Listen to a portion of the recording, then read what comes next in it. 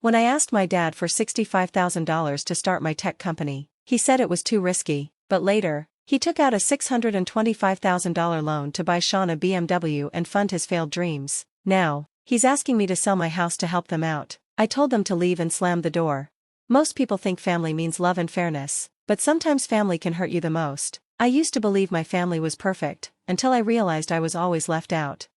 Here's my story. I'm Brian, 30 years old, and I run a small tech business. It's not a huge company, but it pays the bills and lets me live comfortably. I own 2 houses, one I live in, and one I rent out. I'm not super rich, but I'm doing fine.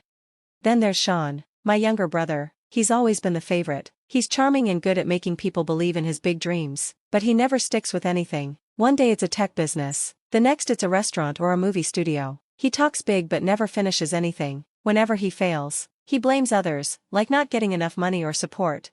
A year ago, I found out my parents had taken a huge loan on their house to give Sean more money for another one of his projects. That's when everything started falling apart.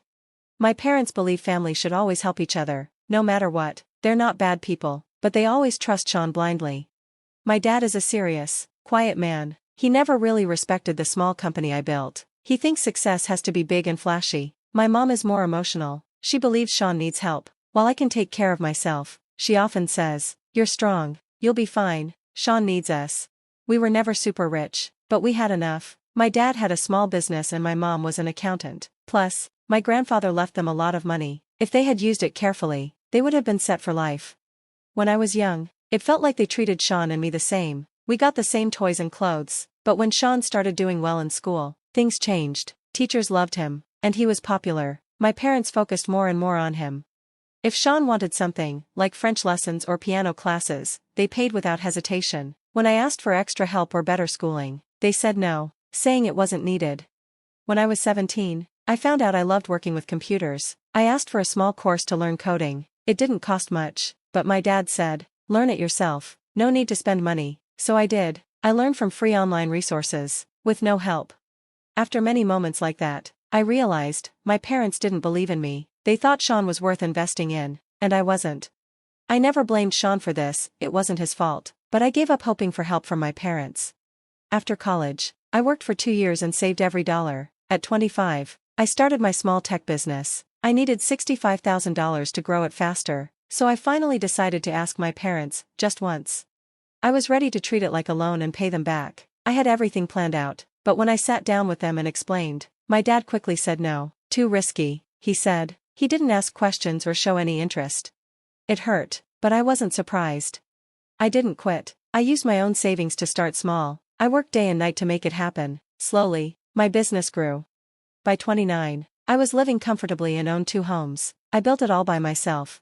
Meanwhile, I kept wondering how much they had given Sean. At 23, Sean opened a fancy cafe downtown with $120,000 from my parents. It closed after 8 months. He didn't know how to run it and blamed the economy.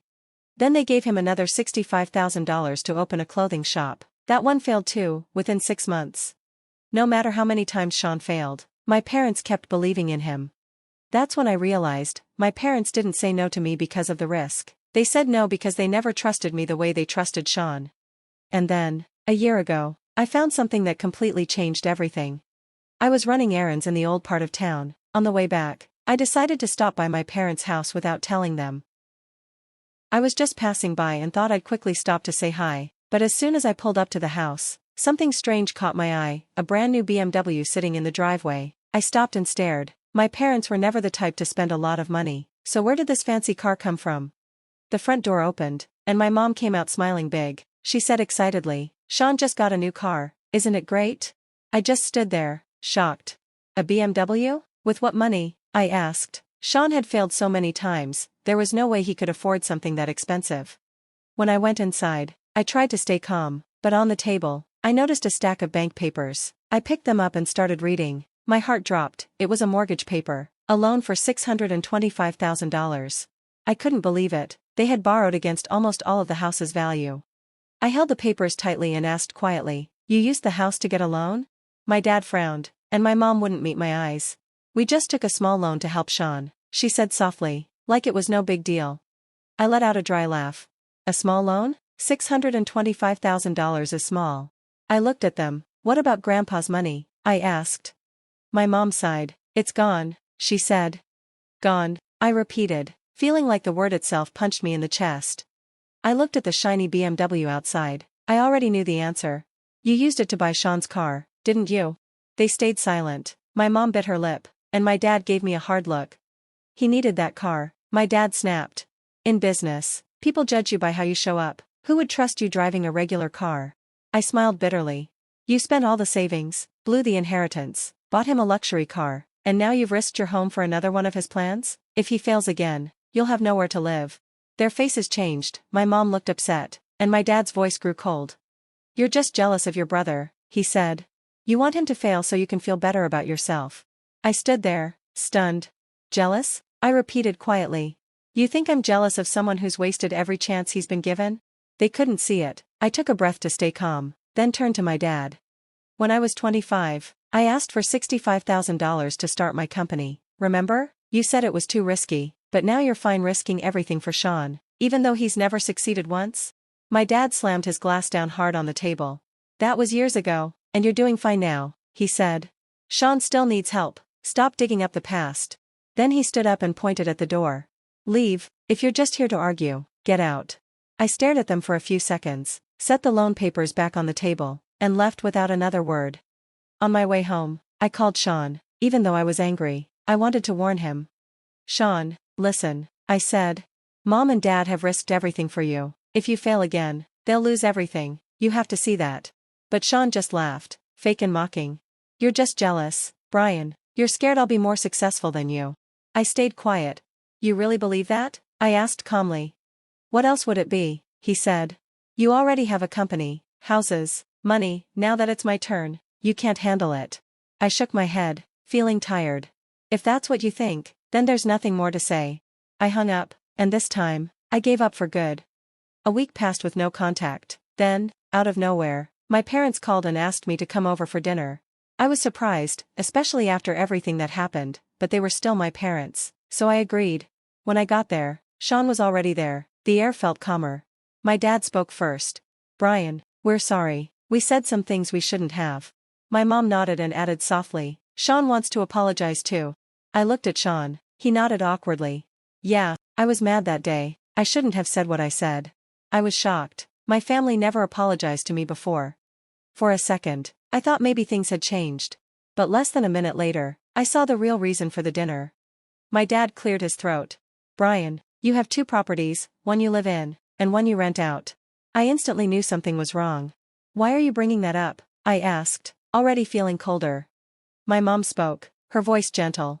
Sean is getting into real estate. A nice place to stay would help him look trustworthy. If you let him have one of your houses, it would really help him get started.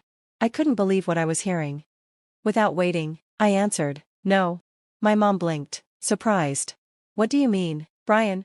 I mean no, I'm not giving him my house. I'm not stupid. The whole mood in the room turned cold. My dad slammed his chopsticks down. You have 2 houses. Sean only needs one chance. He's your brother. I laughed, but it sounded hollow. So you expect me to give him a house, even after all the times he failed? When you couldn't even lend me money to build my company? My dad's voice grew sharp. He hasn't failed, he just hasn't had his big break yet. You already have everything, can't you help him once? I shook my head. I built everything myself. You didn't give me anything, not one thing, and now you want me to hand it over to Sean? My mom's hands were shaking. My dad slammed his fist on the table, making the glasses shake. You're selfish, you envy your brother. I stood up, full of disappointment. No, I said. I'm just not a fool. Silence filled the room. I looked at Sean. He still didn't meet my eyes. I knew if I had said yes, he would have taken my house without thinking twice. I shook my head slowly, feeling more sad than angry. You can keep believing in him, I said. But I'm done. Without another word, I walked out of the house I used to call home. Behind me, I heard my dad's furious shout. If you walk out now, don't ever come back. I didn't stop. This time, I left for good. Months later, just as I expected, Sean failed again. I didn't hear it from my parents or from Sean. Someone I knew from the property world told me. Brian, did you hear? Sean's deal went bad. I gripped my phone tighter. What happened? I asked, though deep down I already knew. He bought high, sold low, lost everything, the mortgage money, gone. I closed my eyes and let out a long breath.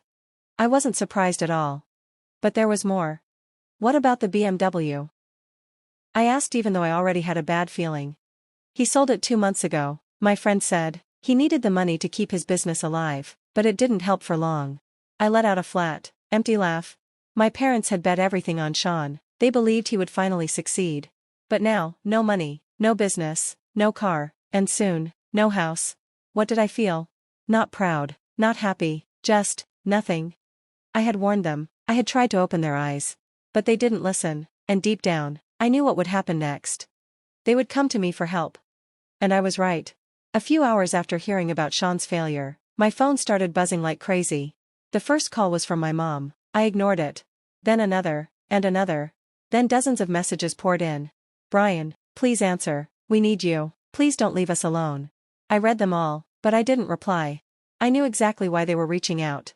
It wasn't to say sorry, it was because they wanted money. The next morning, when I stepped outside for work, I stopped in shock. Standing right in front of my door were my parents, and Sean. They looked broken. Sean had lost his proud attitude, he looked tired and thin, wearing cheap clothes. My mom's face was red and puffy from crying. And my dad, he looked much older, weighed down by stress and regret. They had nothing left. My dad cleared his throat, his voice rough. Brian, we were wrong, he said. I crossed my arms, leaning on the doorway. Now you realize? I said coldly. They didn't fight back. No yelling, no blaming. Because they needed me now. My mom's voice shook as she spoke. Son, we have nowhere else to go, please help us. I sighed and held up my hand. I don't have cash lying around, I said.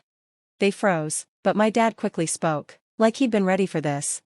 You could sell your company, or one of your houses. If you help pay off what we owe, we can save the house and start over. I stared at him for a second. Then I laughed. Not because it was funny, but because it was insane. They wanted me to give up everything I built for them.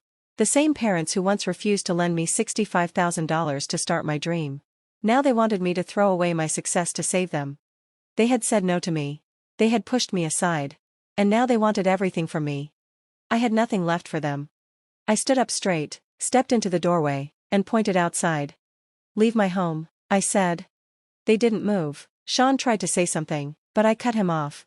I told you before, I'm not a fool. I closed the door behind me. 1 month later, the bank took their house. They packed up and left. At first, they stayed with friends, but no one could keep them for long. Soon, they were in cheap motels, dirty, crowded, depressing. And after the money ran out, they ended up in shelters, waiting for free meals. These were the same parents who once had a good home and a safe life. Now, they had nothing.